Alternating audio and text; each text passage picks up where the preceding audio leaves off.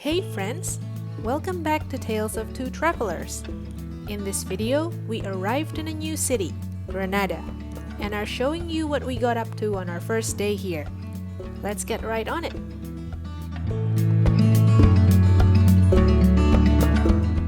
We rode a train from Madrid and arrived in Granada in the evening of the 8th of February.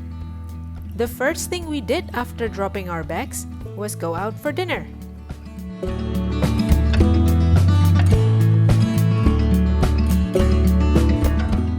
Our Airbnb host kindly gave us a list of recommended places to eat in the neighborhood, so we checked out one of them, a tapas bar called Rosario Varela. We ordered drinks and different tapas to share and had a really good dinner.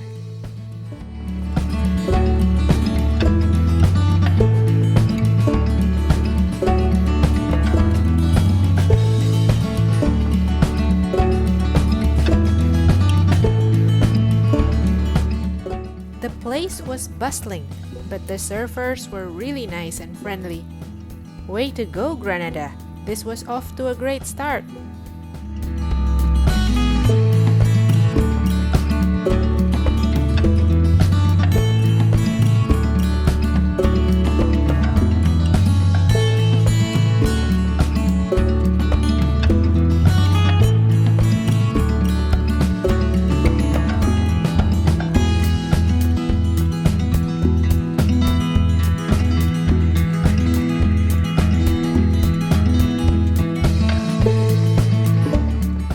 Everything we had was good, but this was the star dish, the Gaudi octopus.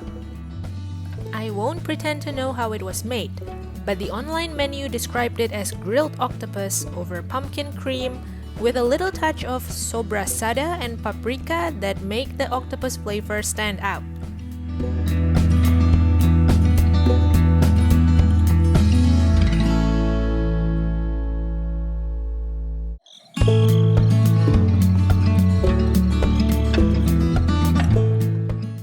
Then we had a good night's sleep. Here's a look at our Airbnb, our home for the next few days.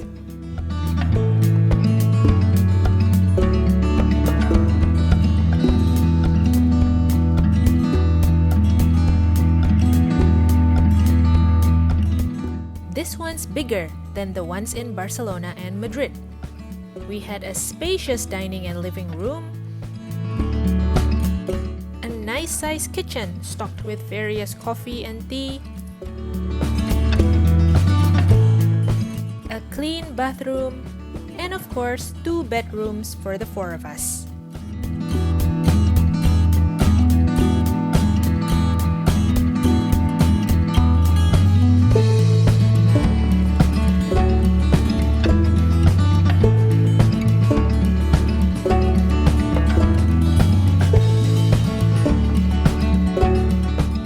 The next day, we had a scheduled ticket to visit the Alhambra, practically the number one thing on the itinerary of everyone visiting Granada. Actually, Alhambra means the red, so saying the Alhambra is redundant. The weather in this part of Spain is milder, with temperatures between 10 and 22 degrees in March. Perfect in our book.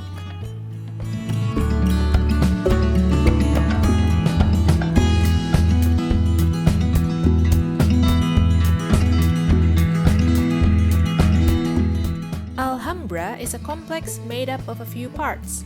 We visited the Nasrid Palaces first because it's the only one with a timed entrance. These palaces were the homes of the royalties, first the Muslims in the 13th and 14th century, then the Christians in the 15th century. As a result, Alhambra today is a combination of mostly Moorish Islamic and some Christian aesthetics. The melding of styles associated with centuries of Spain's multicultural and religious history. Everything we saw was stunning.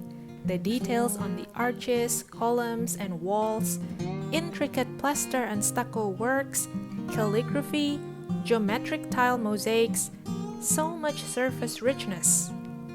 And they all come together and appear beautiful and elegant, not grandiose or ostentatious. Walking through the rooms is really a captivating experience.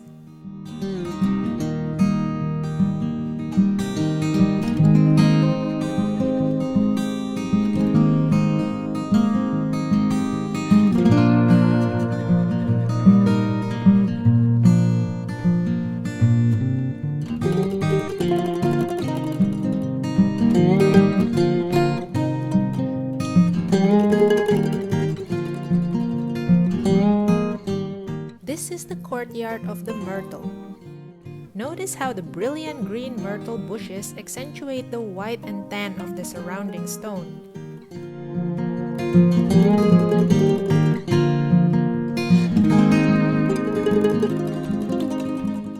The long rectangular reflecting pool is also a beautiful feature of Moorish design.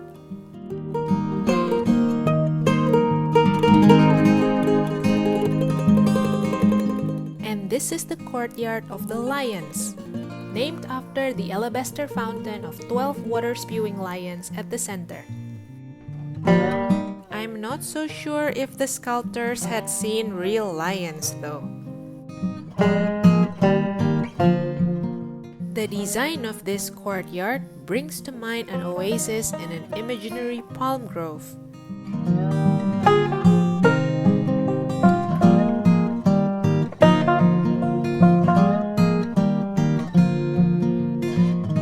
Next to it is the Hall of the Abencerrages, a room dominated by a huge stalactite dome forming an 8-point star.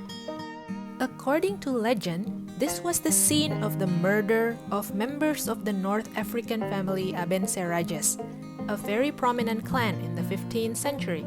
Convinced that there was a love affair between one of the knights of the Abencerrages and his wife, the Sultan invited the Abencerrages to a banquet in the palace and proceeded to kill them all. They say the marble fountain in the middle of the room still has a reddish hue from the bloodshed.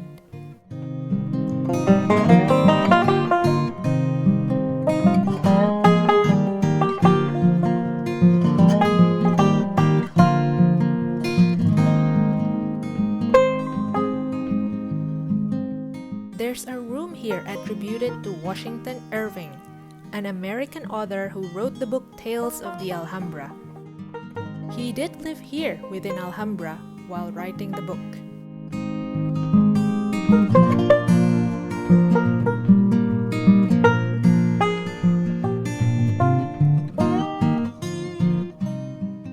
From here, we can see the Albaythin, a district of Granada northwest of Alhambra.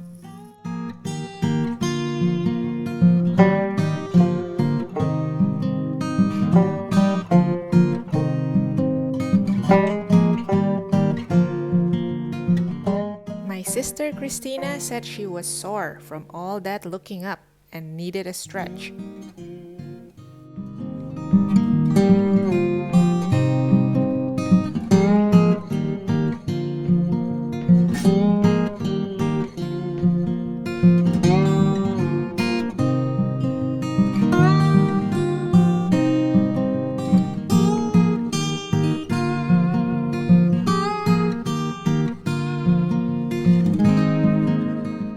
After the Nasrid Palaces, we explored the Alcazaba Fortress.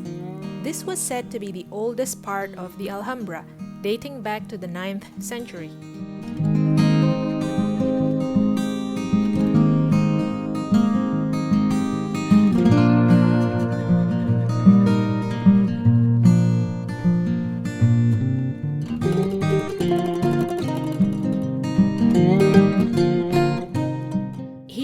Looking at what remains of the rooms occupied by the troops, officers, soldiers, and smiths manning the fortress.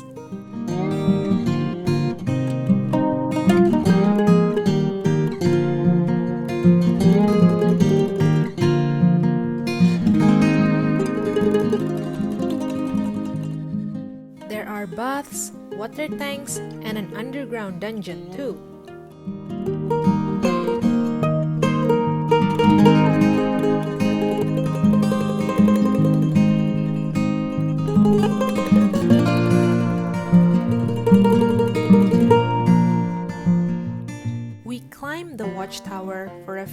the surrounding area.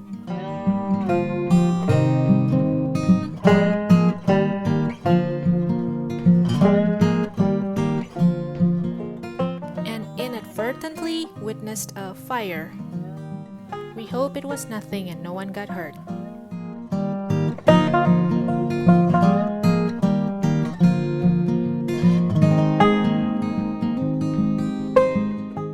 Next, we walk through Paseo de los Cipreses, a cypress-lined pathway that runs to the third part of Alhambra, the Generalife.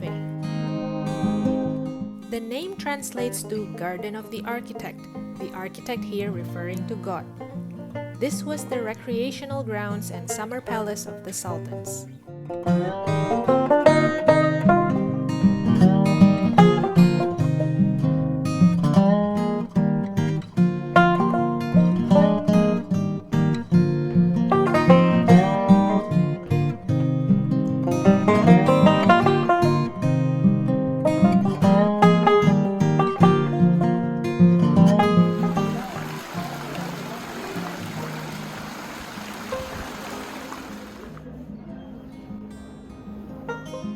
After spending close to 6 hours in Alhambra, we needed to rest our feet.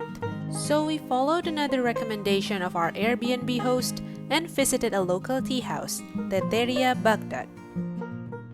The four of us tried 4 different kinds of tea: the Moroccan tea, Turkish tea, Pakistani tea, and a local specialty tea called Ruby of Granada.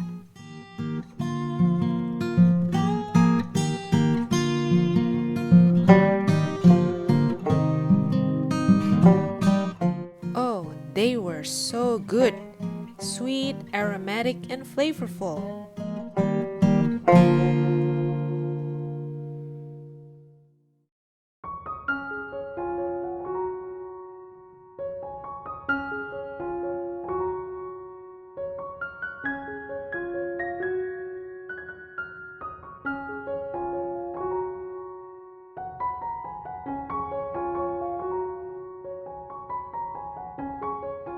On our way home, we stopped by a local pastry shop to buy some Piononos, which, you guessed it, was another local must-try.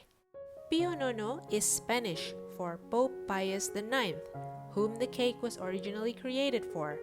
It's a soft, sweet pastry soaked in honey, too sweet even for us, and we love our sweets.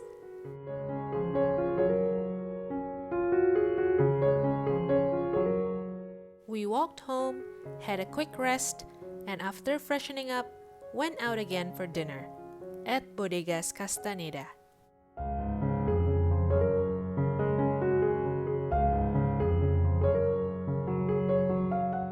And that's the end of our first day in Granada.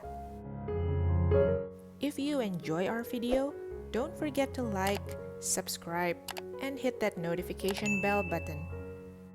What we have in store for you in the next video is our list of top things to do in Granada. Take care and stay safe, everyone. We'll see you then.